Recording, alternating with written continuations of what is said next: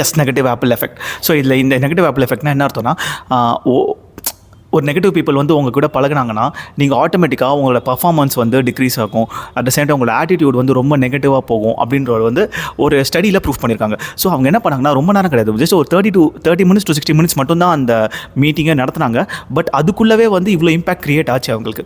So அப்போது life time முழுக்க நம்ம நெகட்டிவ் பீப்புளோட பழகுனா நம்மளோட இம்பாக்ட் எப்படி கொஞ்சம் யோசிச்சு பாருங்க. இல்லை தான் நம்ம சின்ன வயசு நம்ம அம்மா அப்பாக்கள்லாம் சொல்லுவாங்க, உங்களுடைய ஃப்ரெண்ட்ஸ் யார்கிட்ட நீங்கள் பழகுறீங்களோ பார்த்து நம்ம சூஸ் பண்ணோம். ஏன்னா அவங்க எப்படி இருப்பாங்களோ அவரோட இம்பாக்ட் உங்கள் கிட்ட இருக்கணும். ஸோ அவங்க என்ன பண்ணுவாங்கன்னா, நீங்கள் எது பண்ணாலும் உங்களை வந்து வர்த் இல்லைன்ற மாதிரி ஃபீல் பண்ண வைப்பாங்க.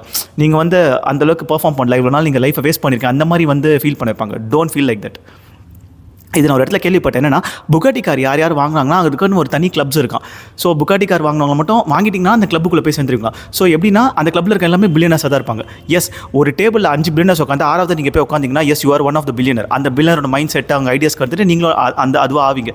இல்லை ஒரு 5 நெகட்டிவ் பீப்புள் உட்காராங்க, இல்லை 5 லூசர்ஸ் உட்காராங்கன்னா 6வது நீங்கள் போய் அந்த டேபிள் உட்காந்திங்கன்னா you also become a loser. Because அந்த மைண்ட் செட்டில் தான் உள்ளே வரணும்.